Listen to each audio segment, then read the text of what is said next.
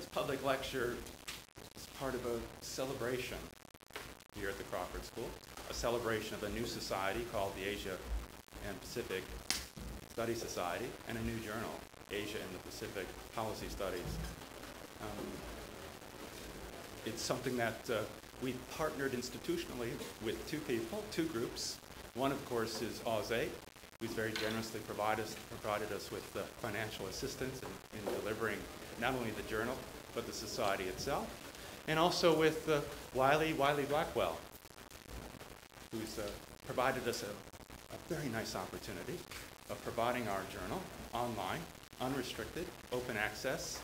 Gives us the opportunity to be with a reputable international publisher, but still have open access throughout this part of the world, and in particular in the Pacific region, where it's often difficult to get papers through the usual kinds of channels. So Peter, very happy to have you here today. Thank you for coming all the way. Much appreciated. The journal and the society itself has a mandate. It's designed to break down barriers across discipline groups, economics, environment, political science, governance, development, break down these barriers and have researchers talking to each other and also talking to policymakers within not only Australia but throughout the region. It's a big ask, but we're very excited about it and very happy about it. And with our partners, AUS8, and with Wiley Blackwell, we're confident that it will be successful. So these 2 days are a celebration of all of that, and we've double-dipped and asked Peter to come and do a public lecture as well, which is really quite good. Peter Wiley is chairman of the board of John Wiley & Son, a publishing house that's been in existence, and I didn't know this until I read the bio, since 1807. That's incredible. In fact, Peter is the 6th generation of Wileys to head up John Wiley & Sons. He's been on the board of directors for 28 years and chairman of Wiley for 10 years. He's wrote a number of books, very well respected in these circles, and a huge number of articles about the nature of publishing, and indeed open access publishing, and the future of publishing. He's one of the world's experts in this space, and delighted to have him. He's going to talk for about 40 minutes, and then we're going to leave time for 20, 25 minutes for questions. We've had a difficult changeover here, so we may run a little bit over time with apologies. If you've got to break and go, understood. But about 40 minutes for Peter and about 20 minutes for us to ask him questions. Please welcome Peter Wiley. All right, thank you, Tom. It's an honor to be here. It's a privilege to be here. I met Tom in February, and we share one experience, which is we're graduates of the University of Wisconsin, which is a wonderful institution. It's an honor to be here. I want to thank Tom. I want to thank the Crawford School for inviting me. This is, to me, a sharing of our common intelligence. I'm not really an expert. I can give you a perspective from what I know about scholarly publishing and the future of scholarly publishing. But one of the themes today is things are changing so fast that and so many different things are happening in so many different directions that aggregating all of that information and getting a clear picture of the future is not really possible at this time. I'm going to give it a stab. And I welcome your input, your insights, your thoughts about this, because I do recognize that there are people in the audience that have much greater technical knowledge than I do, for one thing, and maybe as researchers in their own research experience have done things that I haven't tried yet. Now, the Wiley Publishing Company has a long and happy connection with Australia, which probably grew out of the sale of 19th century Wiley publications in engineering and other scientific and technical fields through our partnership with Chapman & Hall. And some of you may recognize Chapman & Hall as Dickens' publisher. Wiley was one of the many American publishers to introduce Dickens to the American public in the 1840s, much to the chagrin of Mr. Dickens, who did not appreciate American disregard for copyright law, such as it was at the time. Chapman & Hall was also a successful sci-tech publisher under Evelyn Waugh's father, which I found really interesting. And and what Evelyn Waugh had to say about his father was even more interesting if you've ever gone that route. And its name continues as an imprint within the Taylor and Francis Publishing Group.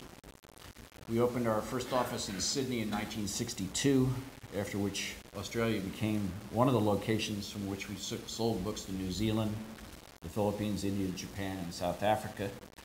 We joined the Australian publishing community as a publisher with the acquisition of the Jacaranda Press in 1976, and expanded our presence beyond text, trade, and professional books to become a local scholarly publisher through the acquisition of the Blackwell Publishing operation in 2007, which was under the command of my colleague, Mark Robertson. Today, we publish text and professional books and partner with 45 Australian research and professional societies and colleges to publish their journals. I represent the third generation of Wileys to spend time here, and the sixth, as Tom mentioned, to play a role leading our company. I feel doubly at home here in Australia because over the past 20 years or so, most of my wife's family moved here from Singapore. So, you talk about the new Australia, I have this connection through my wife's family. And then there's my love affair with, and I have to mention this, Tim Winton. I'm a huge fan and have flogged his books with great zeal in the United States. Coming from Northern California as I do, books like Dirt Music and Breath resonate with our life along the beaches. Today, my subject is open access and the future of scholarly publishing. For all of us, understanding exactly what open access is and what impact, intended or unintended, it will have on the future of publishing are vital issues. By open access, I mean a publishing model where the journal articles resulting from research funded by governmental agencies or nonprofit organizations that support research are deposited in a repository accessible to anyone without charge who chooses to access their content. And I was asking Tom about the audience earlier on, about you all and your level of understanding. And there's a lot of definitional stuff in here which you probably know, and I'll try to skim through very quickly. There's a lot of technicalities around open access that I hope you don't get buried in. You want to look at the bigger picture. Here's what California visionary and homeboy Stuart Brand had to say in a discussion with Steve Wozniak in 1986 about information. On the one hand, information wants to be expensive because it's so valuable. The right information in the right place just changes your life. On the other hand, information wants to be free because the cost of getting it out is getting lower and lower all the time. So you have these two fighting against each other. You may recognize Brand as the publisher of the Whole Earth catalog. He had a long and varied career, including running with Ken Kesey and the Merry Pranksters, as well as the founding of The Well, advisor to California Jerry Brown, visiting scientist at the MIT Computer Lab, environmentalist, and nuclear environmentalist, I have a hard time saying this, environmentalist and nuclear power advocate. Brand was there when Douglas Engelbart launched the Mouse and video conferencing in 1968. So he is one of our forebears in terms of thinking about this kind of thing. And then you have Kurt Vonnegut, author and cautionary cynic, who wrote In Cat's Cradle, in this world, you get what you pay for. So there are four propositions worth exploring. Information is expensive because it's valuable. It wants to be free. The cost of information is getting lower and lower, and you get what you pay for. And as we all know, as Stuart Brand predicted, we are deeply immersed in an ongoing brawl over the future of information or knowledge publishing. Let me add one more quote. There ain't no such thing as free content. Somebody somewhere is paying for the creation of content, its peer review, editorial development, and enhancement through the uses of technology so that a mere statement of fact can become a deep teaching or learning experience. And I'll come back to what I mean by that later. I think all of us agree that now more than ever, publishers, due to technological innovation, are in a position to provide more information, more knowledge to more people in more different formats than at any time in history. These facts are having a profound impact worldwide. That's what excites me about publishing today, and that's what makes me anxious at the same time. A friend compared the changes in publishing to a roller coaster ride. It's both scarier and hell and really exciting. The future of research and knowledge publishing are no small matters. Most of the developed countries and a large handful of the emerging economies see the development of R&D as a key driver of economic growth. And when we look at growth dynamics, technological innovation is R&D's close companion. So now for some disclosures.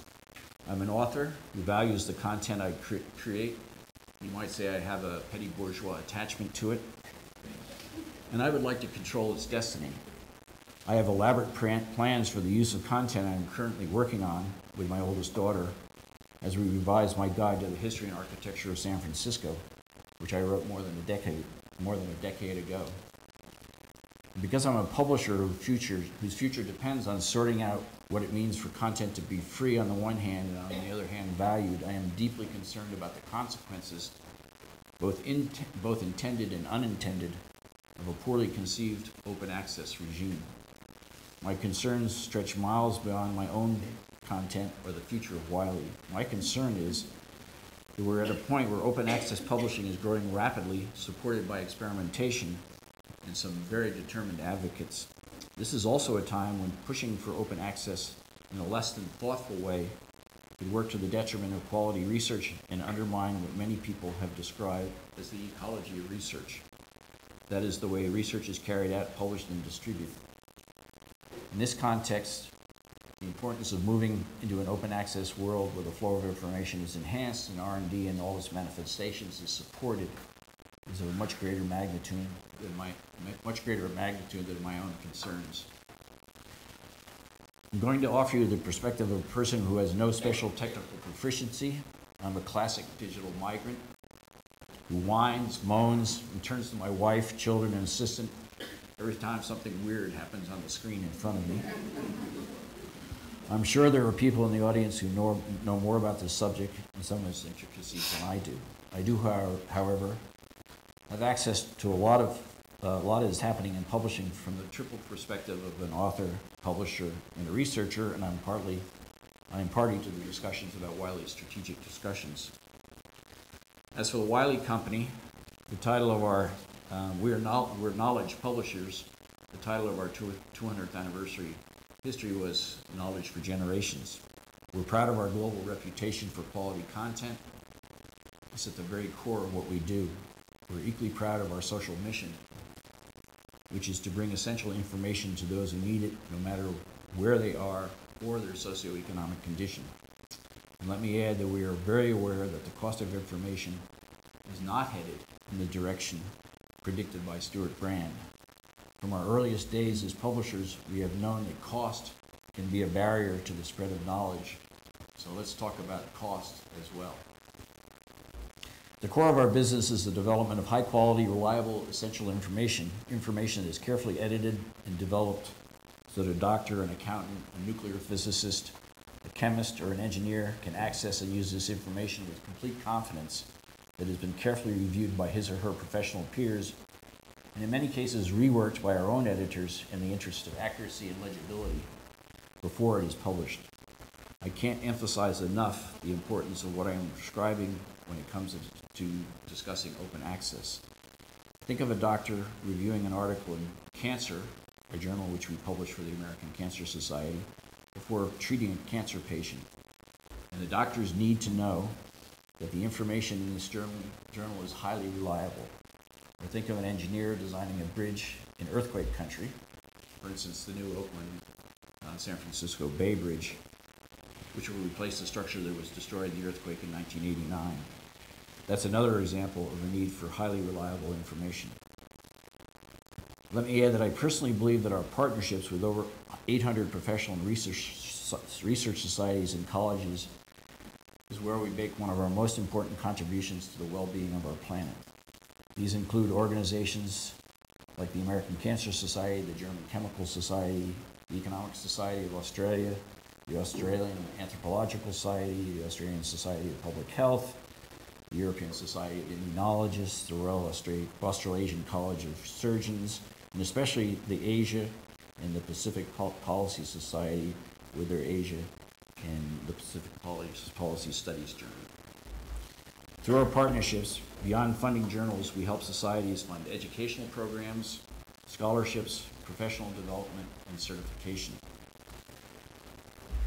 Anyone who tells you that they can predict what will happen in the world of scholarly publishing in the next 5 years, let alone the years beyond that, needs to have his or her head examined. I believe the best we can do is look at some trends in the global political economy and in the world of knowledge publishing. In 1969, Stuart Brand was part of a collective that published the Whole Earth catalog, as I mentioned. The cover was NASA's photograph of the Earth from outer space, a startlingly beautiful image and one that offered earthbound humans a new perspective on their world. So let's look at the world from a NASA perspective.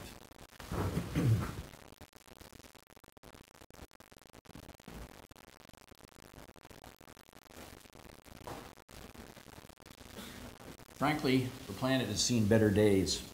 There's the long war with fronts that extend from North Africa to Central Asia. There's the worst economic downturn in the U.S. since the Great Depression, with only the faintest signs of improvement. There are the threats to the European economy and a conversation about how stagnation there may persist for the next decade. There's the conflict over precious resources, especially oil and natural gas, which you know all too well because of what is happening in the South China Sea, a conflict which could intensify in the near term. There are clear signs of very dramatic and dangerous changes in climate due to global warming. Witness the recent drought in Australia and the prognosis that in both Australia and California, seasonal snowfall will decline rapidly in coming years. Sadly, these changes have been brought about by the increased combustion of the very resources people are fighting over. Meanwhile, our growth heroes, specifically Brazil, China, and India, are showing signs of slowing down. In the oil-rich Persian Gulf, including Iran, which have been important markets for Wiley, on the brink of who knows what. Let's add that conflict over the control of research, which can be commercialized, is also intensifying. Think of Apple versus Samsung, or a world where one group of nations opts for open access and another is a firm believer in what one might call closed content. All in all, this is not a pretty picture. Discussing the future of publishing, I would like to work back from the future to the present, which I believe will help us evaluate the difference between what open access means today and what it will mean in the next phase of the marriage of content and digital capabilities.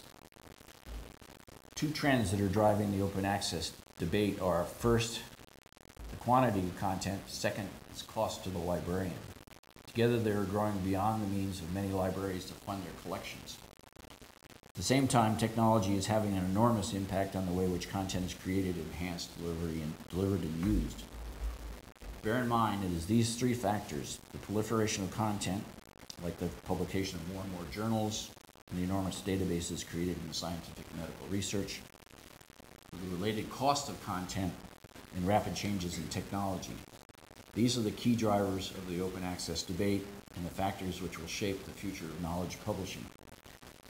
To add to the chaos and confusion, and there's plenty of that, there are traditional publishers like Wiley, Springer, Elsevier, and the Nature Group transitioning at different rates of speed to an open access environment.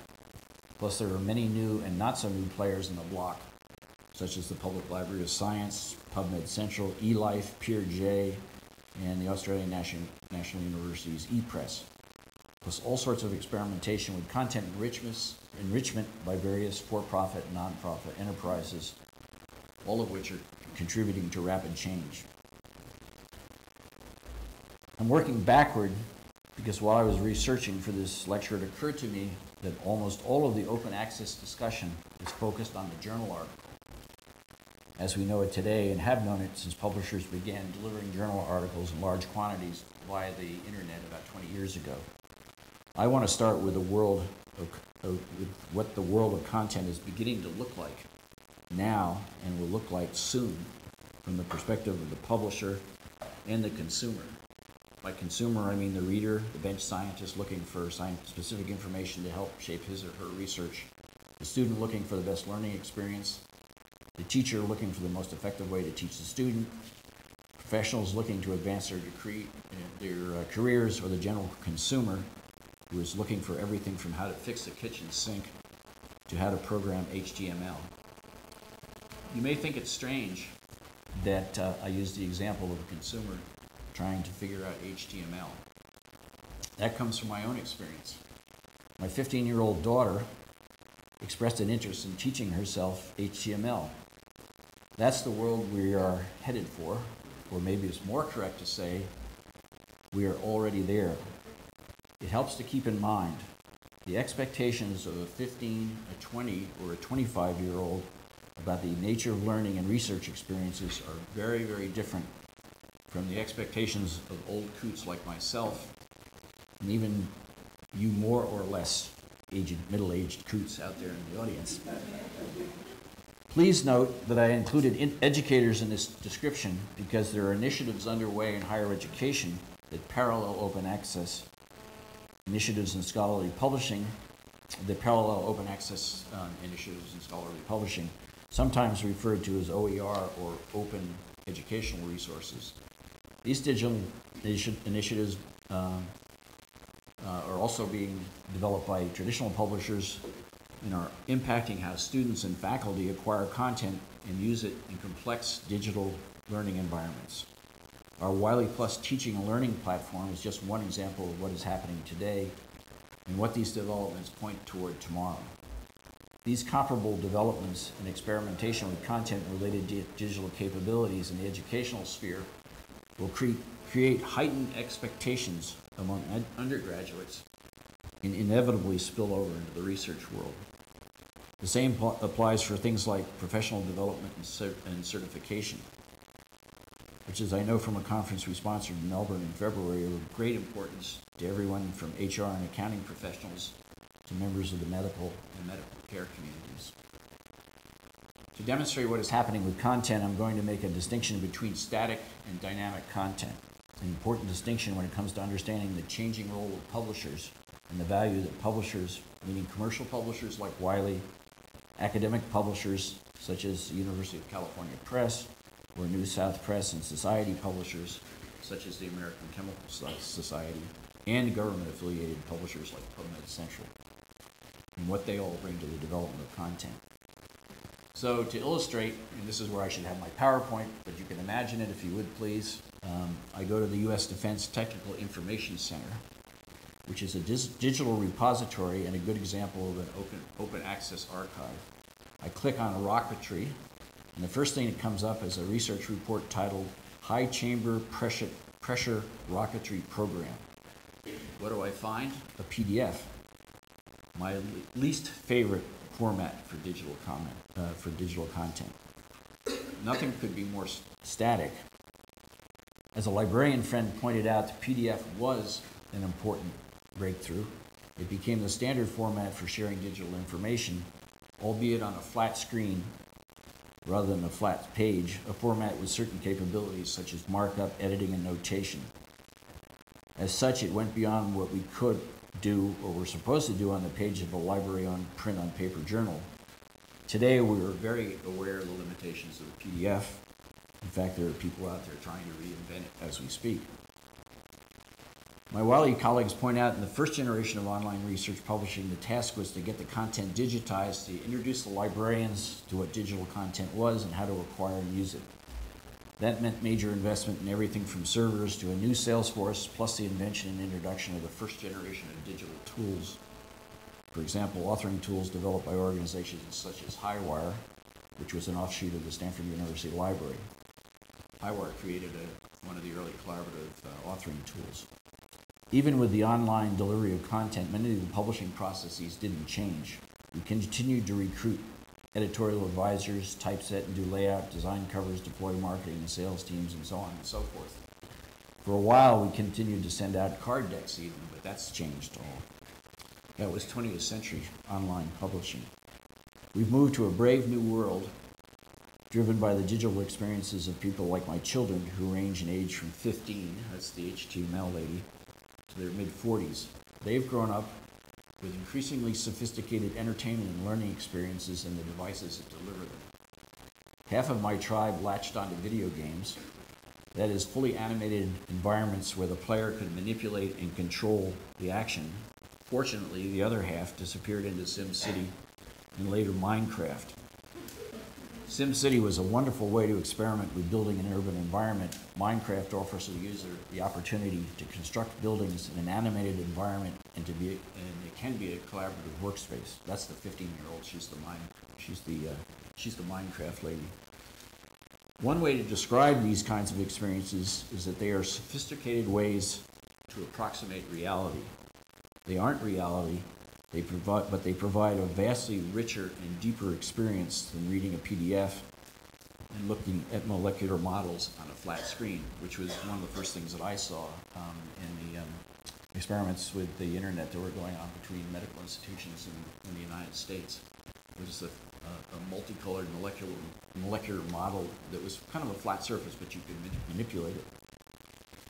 What are publishers developing? Dynamic, functional content, a flow of information from our servers to our customers, content which the customers can search, organize, personalize, aggregate, re-aggregate, find links to other content, share, and collaborate in its use. We use the word deep content because using digital tools, you can drill down into the content and explore its meaning and more. Companies like Wiley and the Nature Group and organizations like PubMed Central are marrying content to digital tools or enhanced capabilities that create a linked world of knowledge. Note that at Wiley, we are investing in tools as well as content, which changes the profile of our business and has led some to ask, are you a software company? The answer is yes, we are when we need to be. No, we aren't when we can partner with someone else to develop the software that underlines an enhanced learning or research experience. In our forward-looking scenario planning, we ask this question: what are we, a content business or a tools business? The relationship will play out over time, but we will always be a content company, and our continuing emphasis will be on the development of quality content. With deep content, you can drill down beneath or beyond the subject or fact, such as a hydrocarbon molecule, to look at its composition, its various names, medical, industrial uses. You can find a molecule in a journal article and click on the molecule. The molecule can be manipulated, focusing on different parts of its structure, examined down to the atomic level, morphed into another molecule.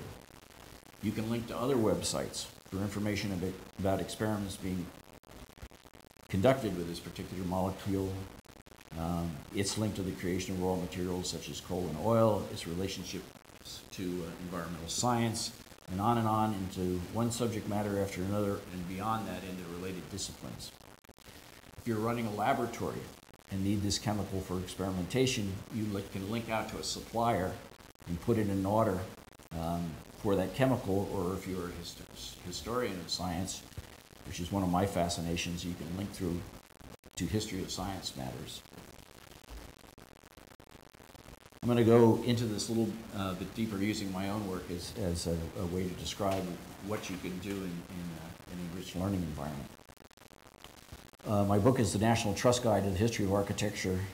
The History and Architecture of San Francisco was published in 2000, and it's therefore very out of date. My book is not a scholarly work, but it is research-based and has been used as a text at the University of California, Berkeley for a field course in geography and architecture. It's a summary history of San Francisco. It has walking tours in it. There are illustrations of well-known buildings. There are little sketches that run from, it identifies the architect, the design style, the date of the construction. There are little sketches of the meanings, the significance of the building and its style, and the architect that vary from 50 to 200 words. Once it comes out in a book, in an e-book, the opportunities begin. So I think of the printed or the e-book page as a window, as a flat surface through which you pass into an animated world with a wide variety of information and experience, and links to more information and experiences in a kind of wiki-wacky way. If we can pony up the funds and the creative talent, here's how the reader will use the book. With a digital device like an iPad in hand, the reader stands in front of City Hall in San Francisco and views the building and images and text on her iPad. She learns that City Hall is a very fine example of the neoclassical style, whose architect was a student at the École des Beaux-Arts in Paris. In fact, the Civic Center where the City Hall stands is the most fully realized example of a Beaux-Arts Civic Center in the United States. The reader could then turn to history of the building, which opened in 1915 after the previous building was destroyed in 1906 by the earthquake. We would, as authors, marshal the information for this, but we also link the reader out to additional studies of City Hall and its architectural and engineering features, or of film footage shot when the building was under construction. Using architectural drawings, photos, film footage, and animation, the reader, as she wanders in and out of the building, can access biographical information about the architects, the building's engineering, and the exterior and interior design. Someone might be interested in the sculptural work that adorns the building's exterior, work that was crafted by stonemasons who were brought to San Francisco from Italy.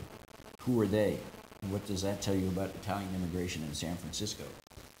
I digress, but that's exactly the point.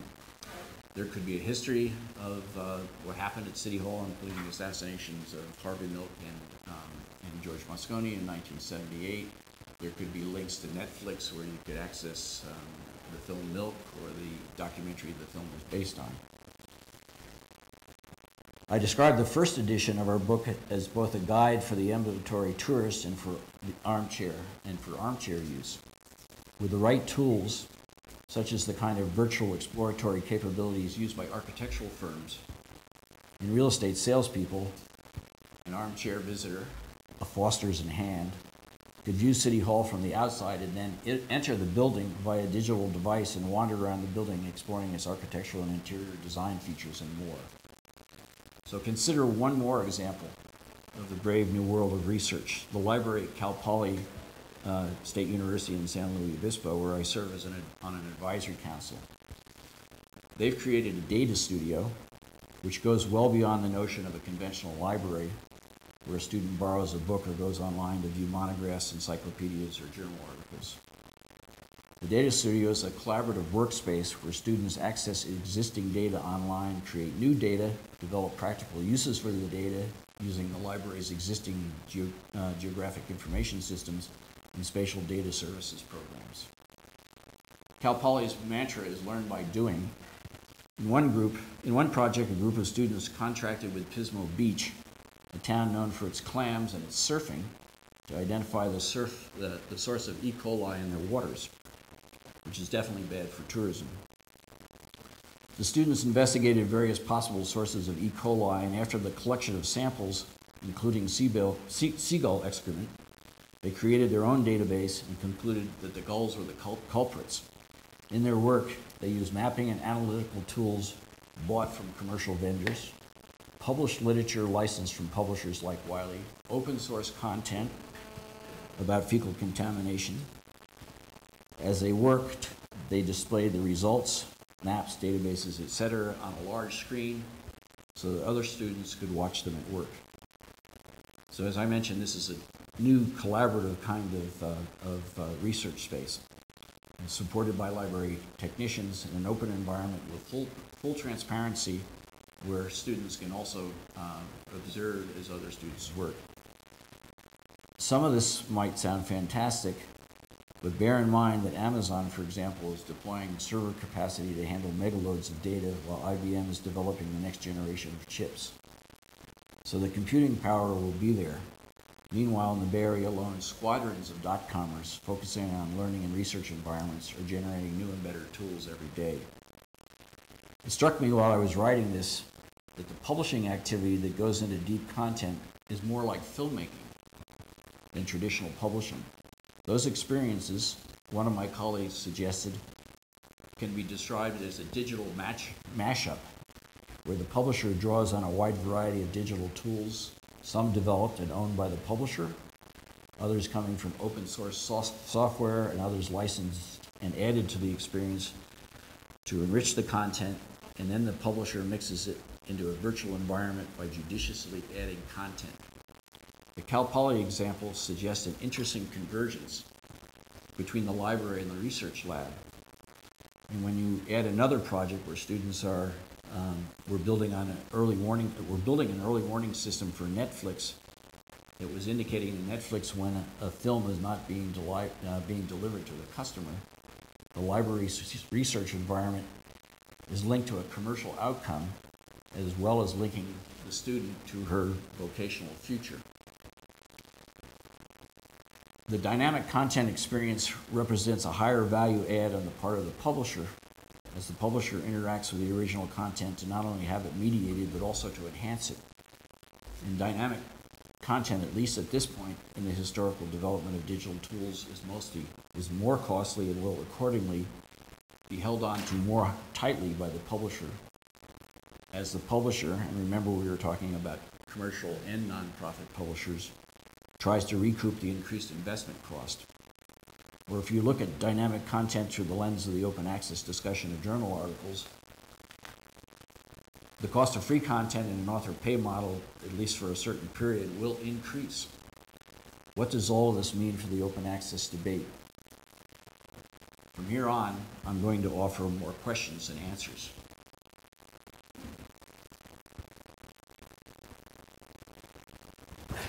How am I doing time-wise, Tom? Okay. As I have described, publishers responding to the needs and behaviors of researchers are moving beyond the kind of journal article cited in the open access debate. However, like books in print, the journal article, quad-journal article, or as into a window into a radically different research experience, will be with us for a long time. So, PDFs and journals, as we understand them, will be around for a very long time. I'm going to refer to the Finch report in what I'm going to describe. It's a helpful document because it's published recently, and gives you a good window into the whole discussion of open access. It's titled Accessibility, Sustainability, and Access, How to Expand Access to Research Publications, and it brought together publishers, heads of societies, librarians, all the players in the open access debate, and they reached a common agreement that making journals freely accessible at the point of use with minimal, if any, limitations on how they can be used offers the potential to reap the full social, economic, and cultural benefits that come from research. So we're wrestling with three different models now, and I hope I don't have to go into this in any detail, but there's the gold road, the green road, and the hybrid road. Anybody want to hear this? You do? Yikes. Okay. The gold road changes the funding model for journal publication from a library or individual subscription paid to the publisher to a model where the author pays preferably by having the cost of publication provided for in a research grant. The result is published in an open access journal such as our Brain and Behavior, Ecology and Evolution, and most recently, as Tom mentioned, the Asian and the Pacific Studies Journal, which we publish in partnership with Crawford. The content can also be deposited in an open archive. Content is therefore accessible and free to all who wish. I don't have the number of open access journals, but it's growing very rapidly. The green road refers to a situation where a government agency is required by law to mandate that content, now most often developed under the traditional subscription model, must be deposited in an open access archive within a fixed period of time. The United States NIH, the National Institute of Health's public access policy, does just that and is often referred to in the open access debate, and it says the policy requires that these papers are accessible to the public on PubMed Central no later than 12 months after publication. And I won't go into that any deeper, but I do note the Australian National Health and Medical Research Council has established similar guidelines in the past year, requiring deposit in an academic repository or publication in an open access journal. I can talk about this a little bit later. There's been an effort at the Office of Science and Technology Policy in the Obama administration to make mandates applicable to all federally funded government research, which have been on the brink of being implemented. The hybrid model, as suggested by the name, falls somewhere in between green and gold. In this model, journals continue to be licensed to libraries, and the author or authors can pay to deposit the article in an open archive. So we have an arrangement with PubMed Central. We follow their guidelines. We follow the Wellcome Trust guidelines. We have an arrangement with the Howard Hughes Medical Institute to fund these kinds of deposits. So I had a little comment here. I was trying to avoid all of that, but there it is. So I'd like to quickly address what I see as some of the big issues. Who wants content to be free and who doesn't? Who's going to pay for free content? What about the role of societies in an open access world? What about the role of smaller research institutions? What is the appropriate role for governmental agencies? What about consumer access to essential information, such as medical information? What about cost to the ultimate consumer, be it student, researcher, or citizen? So who wants content to be free and who doesn't? Many people who write about it assume that all researchers want their content to be free. I remember a conversation at a Wiley Library Advisory Board where we had a corporate librarian in the room, and he said, absolutely not. We don't want it to be free. We want it to be ours, and we want to commercialize it as fast as possible before it gets out into the open world. So there's the distinction made between perhaps an academic institution, for instance, is partnering with has a commercial partner that's developing, we keep on reinventing the tomato in California, inventing the next awful form of tomato in California, that they want to hold that information tightly until they can commercialize it.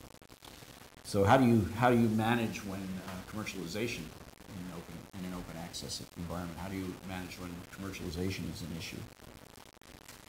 The open access world can be developed in different ways. So you could have Western Europe and the United States, Australia, those people with advanced R&D capabilities with an open access regime, dealing with a large country in Asia which may or may not believe in open access and may believe in controlling their research in a way that benefits them commercially. So you would have information flow between the open access regime and that part of the world with an open access regime and that part of the world that does not have an open access regime. So essentially, in that model, we would be, those of us in the open access world would be funding research and supporting research in the closed content world. Something worth considering, particularly because China by 2020 is going to be the largest source of published research in the world. There's the pay model. That's the no free lunch one. Besides the cost of possibly funding another country's research, who's going to fund the shift from a subscription-based funding model to a funder or author pay model? I was interested in hearing from a consultant friend who was working with a very prestigious British university that when they costed out open access versus the subscription model, open access was going to cost them more than the subscription model. Cost issue needs to be addressed, especially in the United States, in the context of rampant budget cutting and aggressive privatization efforts, which are being directed intentionally or unintentionally at public education and could also impact research. The European economy faces budget cuts, and I hear in Australia that R&D funding is flat. Coming from the Bay Area, I will not talk about tax evasion in the United States or Mitt Romney's undisclosed tax forms or the fact that Apple pays at a tax rate of 9.8%. So it's very interesting to see that those people who most need the students emerge from our universities and from our labs to build their businesses in the future don't seem to be willing to pay for it. One of the reasons I describe the new world of digital publishing, teaching, and research is to point out in the immediate future the cost of developing quality content and marrying it to digital capabilities will go up. So where's that money going to come from? The Finch report notes that the development of effective channels of communication between researchers across the globe has been a critical factor underpinning the growth in our understanding of the world over the past 350 years. Since the establishment of the first scientific journals in 1665, the communication of theoretical and empirical findings through such journals and publications has been at the heart of the scientific and broader research enterprise. Society's original role was to review and certify research results, disseminate knowledge, and preserve a record of the findings of their members. Over the centuries, the role of societies has evolved as the ways to disseminate and preserve information have changed. Libraries took on the responsibility to disseminate and archive information. Societies have evolved simultaneously, moving to develop and apply the standards of their profession, share knowledge through conferences and other educational programs, help shape academic curricula, provide for grants and scholarships for their members, or aspiring members. Societies continue to play an enormous role in the ecology of research and the mediation of content. In their expanded role, one could argue they're even more essential to the development of professions. And, this is very interesting, I seem to not have the last pages. Yeah, I'm almost out of time anyway. So just to go back, you know, do you think the printer ran out of paper, Mark? Sorry about that. It reminds me of a famous American poet who started to read an erotic poem at a book festival in San Francisco, and he got about a page into it, and then he couldn't find the next page, and he left the audience appropriate. So what I haven't talked about is smaller research institutions who are not going to be at the top of the list, like the University of California, in terms of funding their research. The appropriate role of governmental agencies. What is the appropriate role?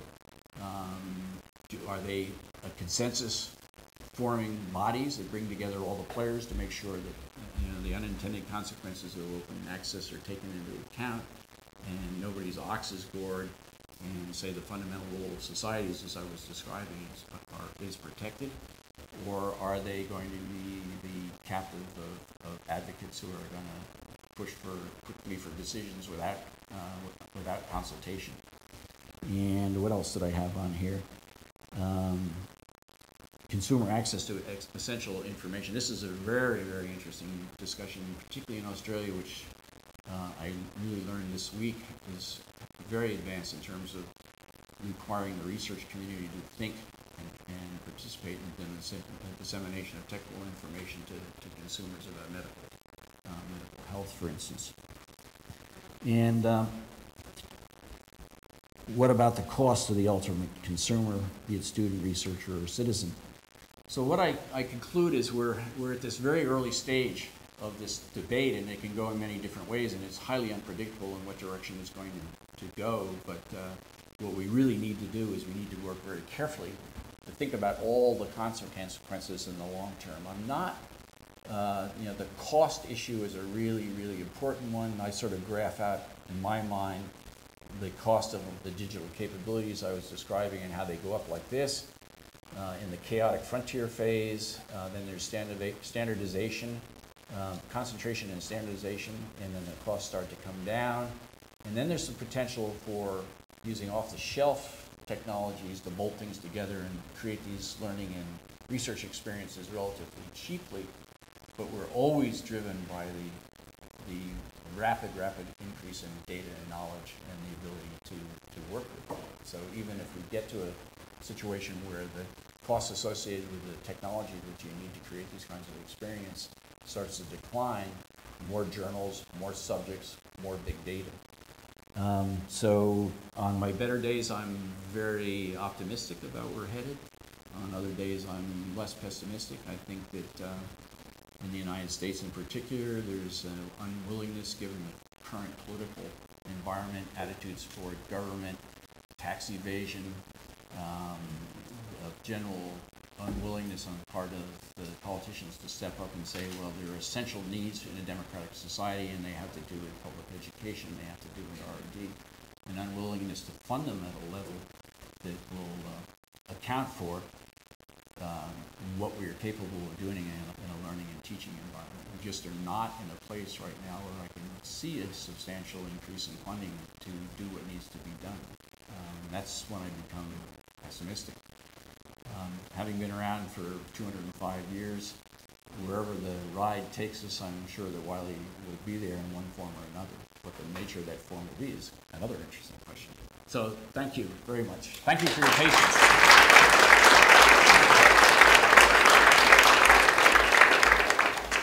Friends and colleagues, let's say about 15 minutes for questions. Please identify yourself. Understood, if you have to step out at 1:30, that's fine. Please do that. Okay. 1, 2, 3, 4. Hello, thank you very much. My name is Danny Kingsley. I'm the manager of the Scholarly Communications Team. I look after the Open Access Repository, and so obviously I understand I applaud Wiley's position of considering that the mission is to get content to people regardless of where they are. And I know that you commented that Open Access is making something available through a repository. And yet the reality is if somebody publishes in the Wiley Blackmore Journal in Science and Copyright Transfer Agreement, they are specifically not able to place an accepted version of their work into a repository unless they're funded with a funding organisation that has a specific agreement with Wiley Blackmore, which means that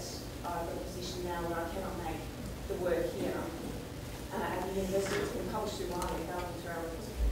So there's a kind of disconnect there between those two sentiments. Well, yes. This is where I get up and I say, as a commercial publisher, I always have this sign on my back that says, "Kick me." Yeah, well, as open access evolves, we're going to need to respond to exactly the question that you're asking. I think Mark is closer to the situation than I am. Yeah, we're in discussion with NHMRC about a mandate to see whether we collaborate with ARC. We've done the same work this week. We can talk to them. So. But that's only a very small proportion of all of the publications that are in Wiley publications. There's a whole lot of people who aren't funded through NHMRC who are publishing through Wiley who can't make the work open access because of this situation. Yes. So consider if we went 100% open access immediately. So we would withdraw from the business, essentially, and then you would be in a position where you would have to find a publisher who is funded to create the open access environment that's most ideally. Well, there's an argument saying that if that would happen, then publishing would die, and it hasn't happened in the physics community in the last 21 years when they've been doing this. So The acceleration of the open access debate and open access models has taken place recently, and the long-term impact on established publishers in an open access debate leaves the question open: who will survive and who will not survive? And if you're arguing that we should immediately make all the content in our journals available in open access repository, you're asking us to commit suicide. But that's not what I'm asking. It's a different question. So perhaps maybe Margaret can answer that. All right, that's not a entirely different sort of question, but it's a personal question. I'm chair of the ANU ePress, and our ePress has been going for 10 years now. We've had, by our count, something around 5 million downloads of the things we published. Now, what concerns us, I mean, you can almost say is an obsession, is to understand who it is that's downloading our things. So what we would like to do in the future, and we're edging towards that, to be able to tell every one of our authors who publish with us where in the world their things are being downloaded, and probably even more specifically, for example, this university or that university, or for example, you mentioned your book is used as a text in some university. We could say that University X is downloading 200 copies of this book and it must be used as a text. Now, I'm just wondering, as a commercial publisher, are you interested or able to track things that you publish closely, or how closely can you do it? I mean, you put them into libraries, and then people may download through membership in a library. I'm just curious to know if you're interested in that problem and how you're going about tackling it. Yeah, we're very interested. We don't have the capability of doing. We actually the people we look at who have a lot of the capability are Amazon and Facebook, and then interesting issues are raised about how it's used by Amazon. That's why we're trying to develop our own capabilities, but yeah. Ultimately we need to partner. So we would like to know about the people that use our content from when they start using it through their professional lives, if they want us to know about it. Another tracking. So yeah, we're beginning to work on these kinds of tools or search around for people who have these capabilities. But I've got to say at this point, I've not heard of somebody. So conceptually, we're in the same place. Execution-wise, I haven't heard of somebody yet who has developed the capability. Yeah. Yes, thanks. My name is Rebecca, and I'm one of the academics here at ANU, and I'm also the executive editor of journals. So I've been in discussions with your colleagues about this lot over the past few weeks, and I'm really interested to hear your perspectives, so it's really great. But I'm curious about something you said early on, which is you felt that the open access may threaten our existing research ecology. And I'm wondering why you think that is the case. Well, this relates back to what role you think societies, for instance, play in a research ecology. So do they play an important role? And how do they fund themselves? And the way they fund themselves is they either run their own publishing programs, like the American Chemical Society, or they partner with somebody like us, and we work with them to generate revenue that helps them develop their capabilities. And because the societies themselves partnering with us or on their own are contributing to the accumulation of knowledge, its development and dissemination, if we move too quickly without understanding the consequences of moving quickly into say, green road open access environment, then we are putting the most vulnerable societies at risk first. So they would be social sciences and humanities. I had a whole bit about the social sciences and humanities in here, which I didn't go into, but they're grievously underfunded. They're so grievously underfunded, I'm having a hard time getting access to the data about how well they're funded. So they go first, and well, you could say they're not really important. And then those privileged fields, nuclear research, physics, so on, will be well funded. So and I wanted to go back to the first question, because I can anticipate and think about a model in which the nature of open access is rigorously enforced, and it will lead to attrition among publishers and people saying, and we've abandoned as a company over 205 years, we've abandoned quite a few different lines of publishing. It could lead to a situation where the weaker publishers just say, well, there's nothing, we can't sustain ourselves in this environment. And so, it's very much on my mind. It's not a kind of a throwaway statement to worry about this. We plan out many, many years ahead and think about, well, where are we going as a society partner, where are our society partners going? And I think there are risks to the future. So if you don't want Wiley, Elsevier, Nature, people like that in the mix with our needs to sustain ourselves, who's going to replace, and what's the next generation of publishers who will come along and do this? What's happened with societies is that they have quite often decided that it's not in their interest to manage their own publishing programs because of issues of scale and the focus of what they want to do. They partnered with commercial publishers or nonprofit publishers specifically to help them sustain themselves. So I think we're right at a point where things are getting a little interesting and a little tenuous and a little anxiety producing from my perspective.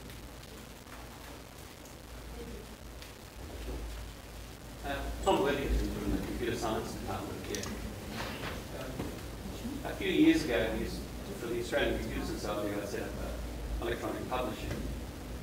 So academics write papers, other academics review them, and then we use free open source software written by academics to publish them, and then academic librarians distribute them. That process was then cloned to the international body.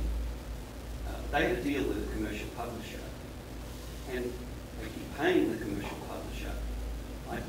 What I can't understand is, what does the commercial publisher contribute to the process? Yeah. What is it you can offer us that we can't do ourselves? Okay.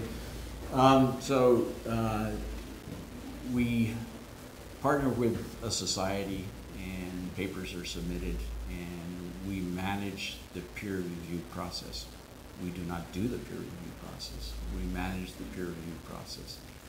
And then after that, we were looking, Margaret and I were looking at a screen that listed, I thought, God, I'm going to bore these people to death, listing many, many functions that we carry out between the submission of the paper and when it gets to the public. So then we help, we lay it out, we design it, We get it into a digital format so it can be distributed. We market it, which involves communication with librarians, whoever is going to, research laboratories, whoever's going to acquire it. And then in a digital environment, we bring together either our own or tools that we acquire to so that you can do things with the content. This has nothing to do with the peer review process. This has everything to do with the publishing process, so that you can enhance the quality of the content that can be used in a laboratory in a very effective way. So that's the short summary of what we do. I assure you that a company like ours, which is trying to invest in technology at a very high rate, is wildly and ambitiously cost conscious. And there's nobody sitting in any one of our offices who's somebody's cousin who shouldn't be there working on our journals. So, we are whacking away at costs all the time, but the whole process of getting it through the peer review process and into the hands of the reader is complex and costly. Crawford's happy to sign a contract with Wiley for those reasons.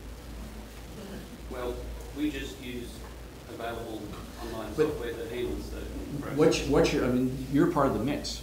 What you're doing, if that's a viable model, and it's something that, you're a researcher yourself? Or are you teaching? Yeah. Okay, so what do you want to do? Do you want to be a publisher? Do you want to be a researcher? Or do you want to be a teacher? And can you do all three of them? I would suggest maybe over time that the publishing part will suck you in, and you'll be spending more and more time on it. And that, what you're doing is a perfectly viable model if it works well, and part of the mix. One last question, then we'll break. Not taking away from all the important comments on the meeting access, but I'd like to provide you with a positive comment. I'm Sue Clark from Science Australia, and I'd like to thank Wiley for being the only publisher to consistently provide us with publishing agreements for our publishing researchers that are actually consistent, that we can actually work with as an FMA Australian government agency. So your publishing agreement, we can actually sign. We know that we're meeting our Australian government requirements for maintaining copywriters, crown copywriters, and allowing still our requirement to distribute things through open access as well as through your publishing. That's a really good thing. Thanks. Thank you. Glad to be doing it.